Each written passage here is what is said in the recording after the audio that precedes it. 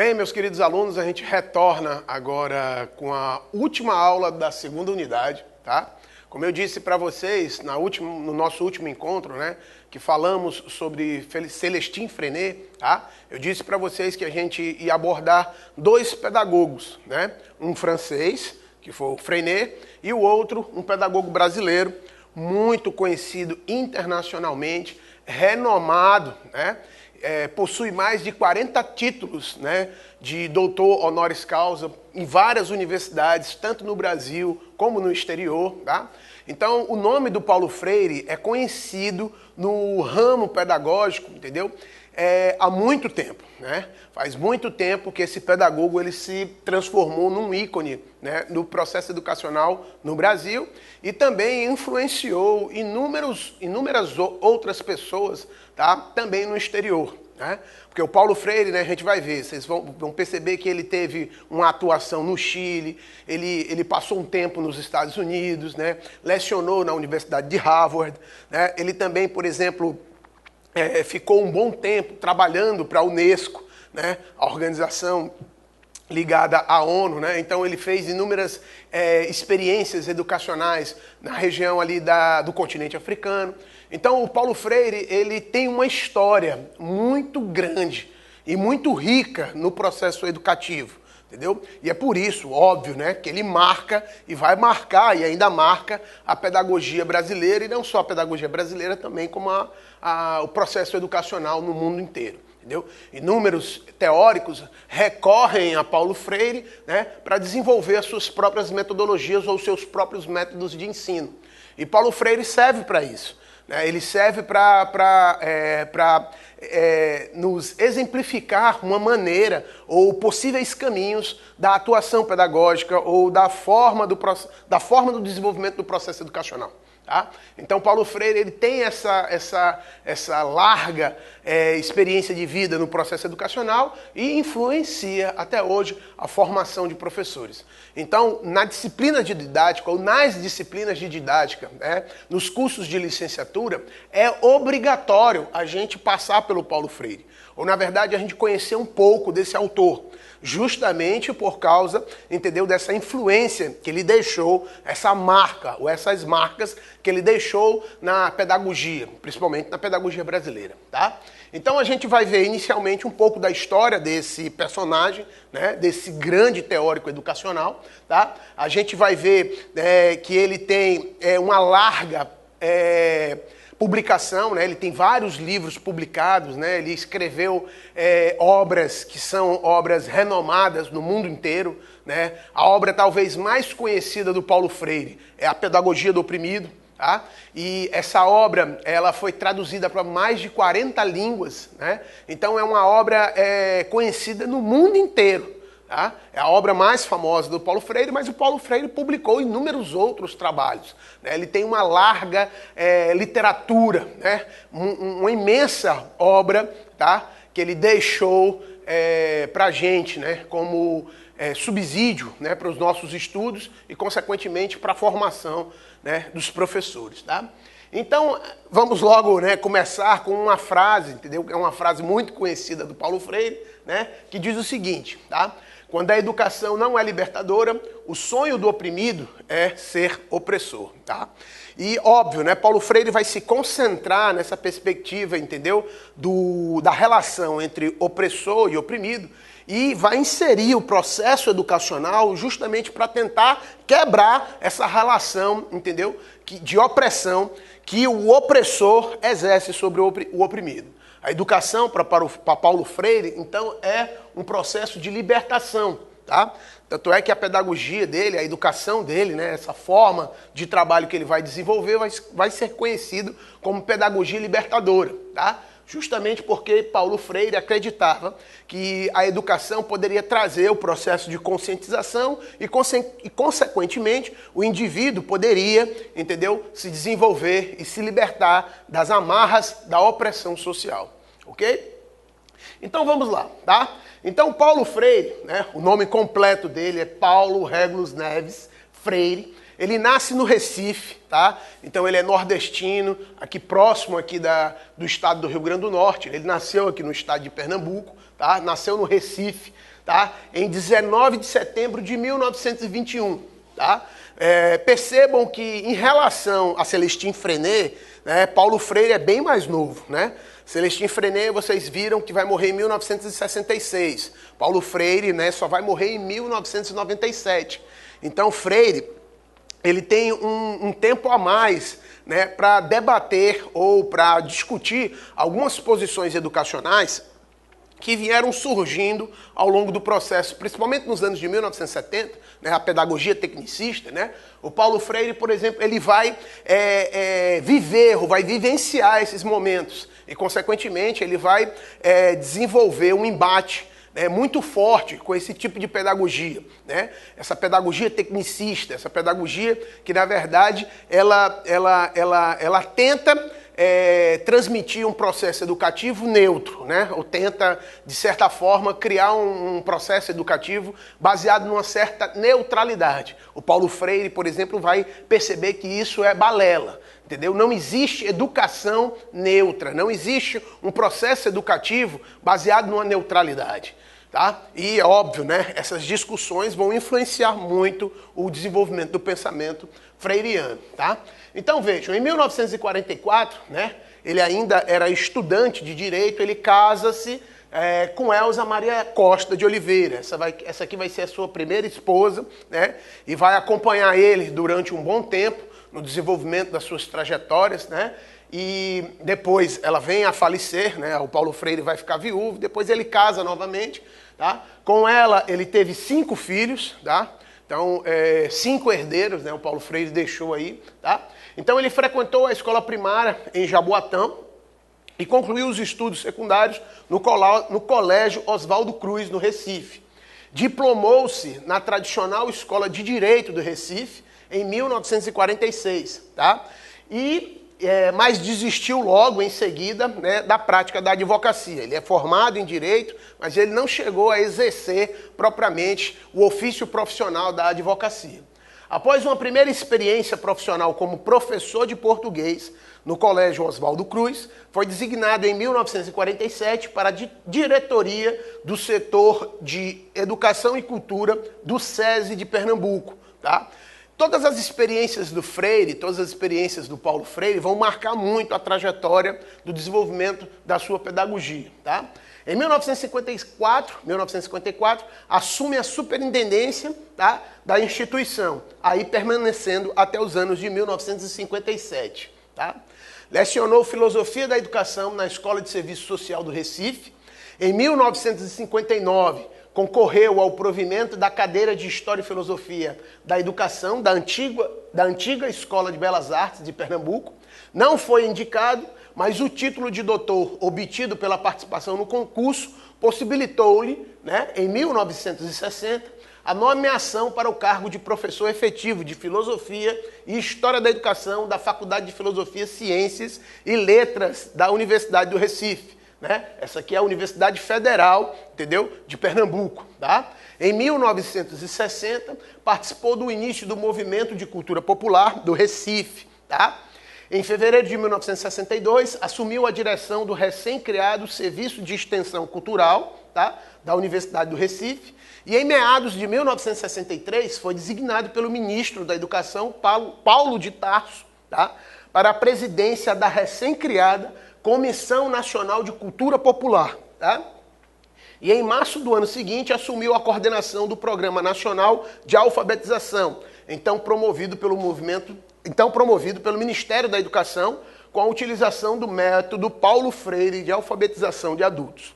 Então vejam, tá? A história do Freire, a história de Paulo Freire, vai estar diretamente relacionada aos movimentos, entendeu, de educação popular que vinham surgindo no Brasil nos anos de 1950 e 1960. O Paulo Freire, ele é descendente direto de todas as reivindicações dos escolanovistas, tá? Não esqueçam disso, tá? Lembrem, tá? O escolanovismo ele entra no Brasil nos anos de 1920, 1930, e ele impulsiona no país o desenvolvimento de uma luta em defesa da escola pública. Tá? E Paulo Freire, ele vai estar diretamente relacionado com esse tipo de movimento ou com esses movimentos. Tá? Então vejam, né, tudo que a gente viu sobre Anísio Teixeira, sobre Fernando de Azevedo, sobre o Lourenço Filho, o Paulo Freire ele vai entrar de cabeça nesse processo. Tá? E vejam, tá? Desde o Manifesto dos Pioneiros da Educação Nova, dos anos de 1932, já existia um movimento no Brasil, um movimento muito forte contra o analfabetismo. Tá? Então, por exemplo, os escolanovistas, eles já tinham em mente, eles já sabiam, tá, que o atraso do desenvolvimento do país estava ligado aos processos educacionais que eram de péssima qualidade.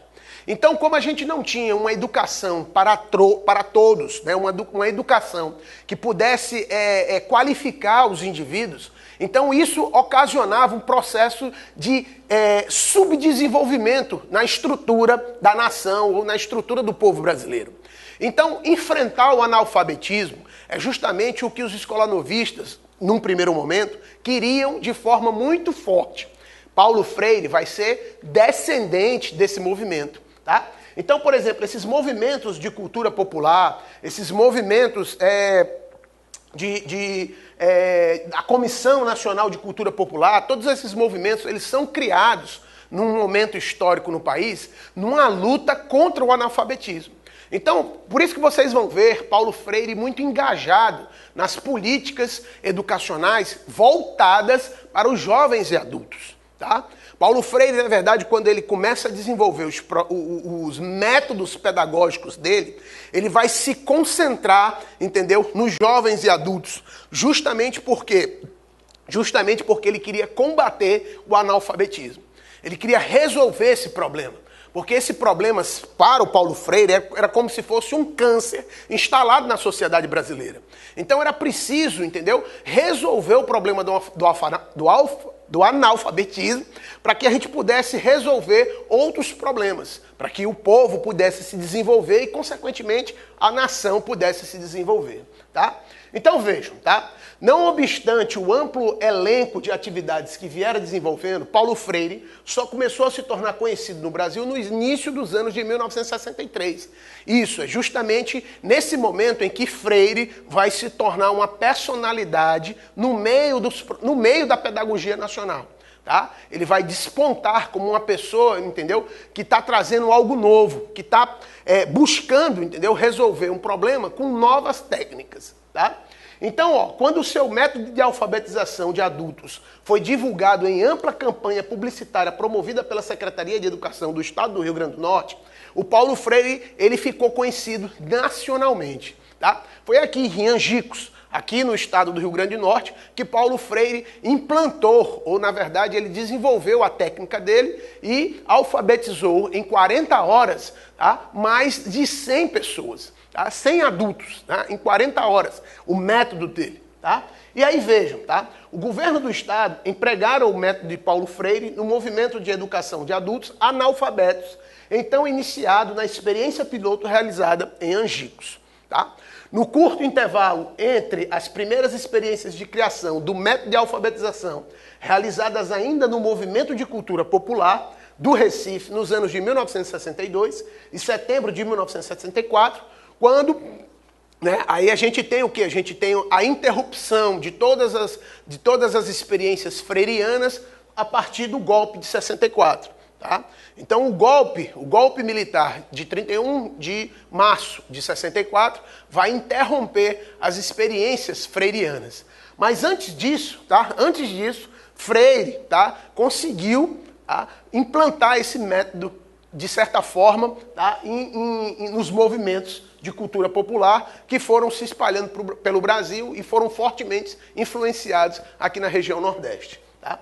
Então o que é que acontece? Com o golpe de 64, o Paulo Freire vai buscar asilo na Embaixada da Bolívia e em seguida ele vai deixar o Brasil, tá, por um longo período. Né? Paulo Freire ele torna-se uma figura conhecida e bastante controvertida. Né?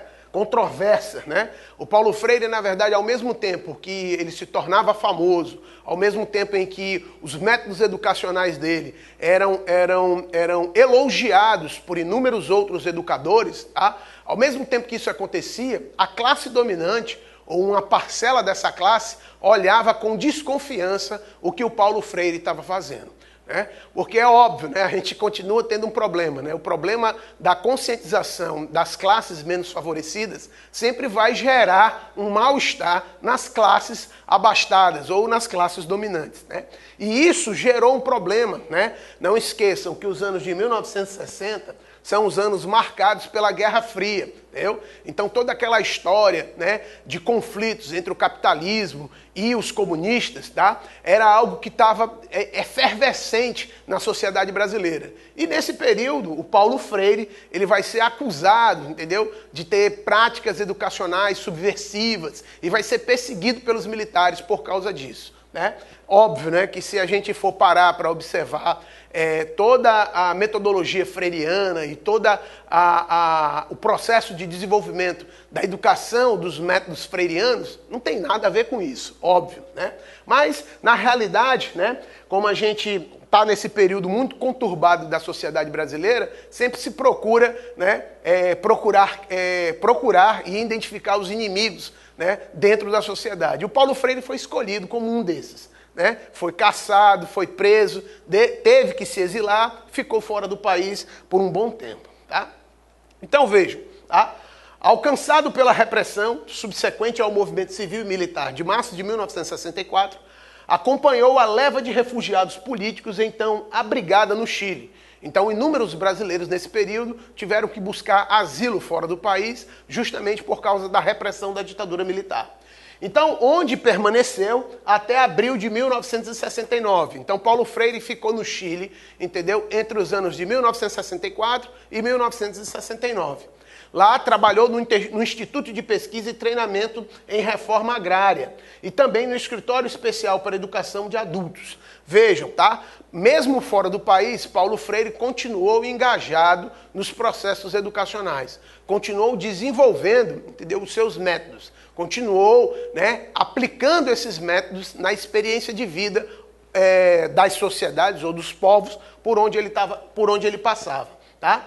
Então, lecionou na Universidade Católica do Chile, né? Universidade Católica de Santiago, e atuou como consultor do Escritório Regional da Unesco, em Santiago. Tá? Nesse período, Paulo Freire já tinha contatos, entendeu, com o pessoal da Unesco. O pessoal da Unesco já, por exemplo, já tinha enxergado nos métodos freirianos algo positivo, algo que poderia ser repassado para outras localidades, entendeu? Algo que, que poderia ser aplicado em outras regiões do mundo.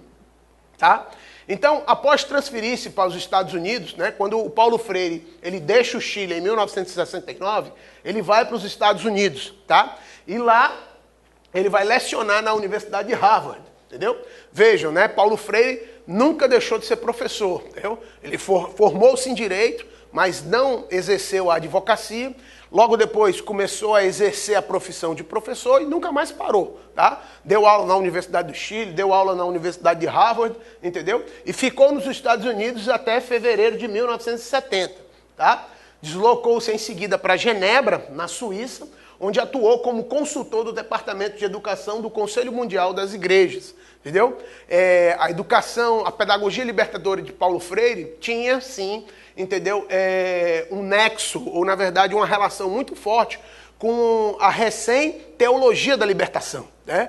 As práticas, né, desenvolvidas por inúmeros padres, inúmeros religiosos ligados à Igreja Católica, que desenvolveram, por exemplo, a teologia da libertação, o Paulo Freire ele tinha, entendeu, uma ligação com esses integrantes da Igreja e, consequentemente, ele atuou em determinadas atividades em conjunto, tá, com as pessoas ligadas à Igreja Católica. Tá? Então, o Paulo Freire ele vai retornar ao Brasil em junho de 1980, tá? Depois da lei da anistia, né? A lei da anistia de 1979. Então, em junho de 1980, o Paulo Freire regressa ao Brasil. Ele é autorizado a voltar ao país dele de origem. Tá? E aqui ele lecionou na PUC de São Paulo e também na Unicamp, tá? Como eu disse para vocês, Paulo Freire nunca deixou de ser professor, tá? Assumiu a Secretaria de Educação no município de São Paulo em janeiro de 1989, tá? Foi durante o governo da Luísa Erundina, lá em São Paulo. Então ele foi chamado, ele foi convidado para ser o secretário de Educação do Estado de São Paulo, tá?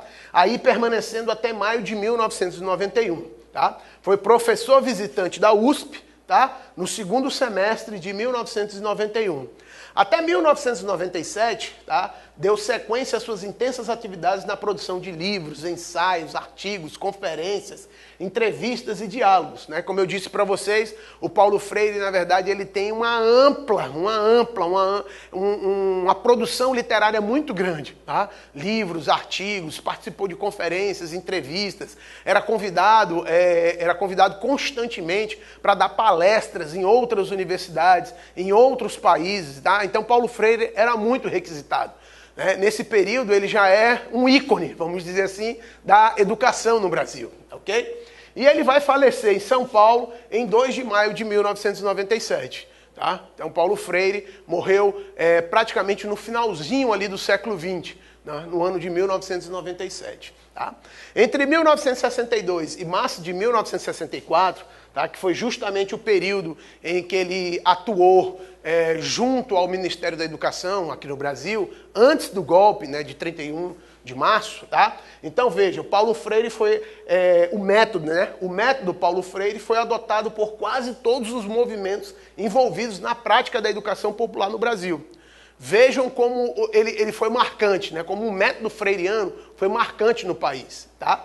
E ainda hoje ele é utilizado, tá? Por suas características de aparente simplicidade, pela clara realização nas práticas cotidianas de tudo aquilo que defendia na teoria e, sobretudo, pela defesa da necessidade da conscientização. Tá?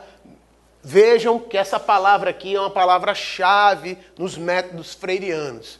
É uma palavra, entendeu, que vocês não devem tirá-la da cabeça para entender Paulo Freire.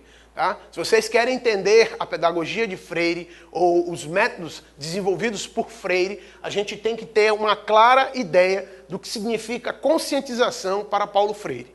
É imprescindível a gente entender isso. E óbvio, né? Isso também vai trazer uma clareza sobre as experiências freirianas na educação. O porquê dele se preocupar no combate ao analfabetismo.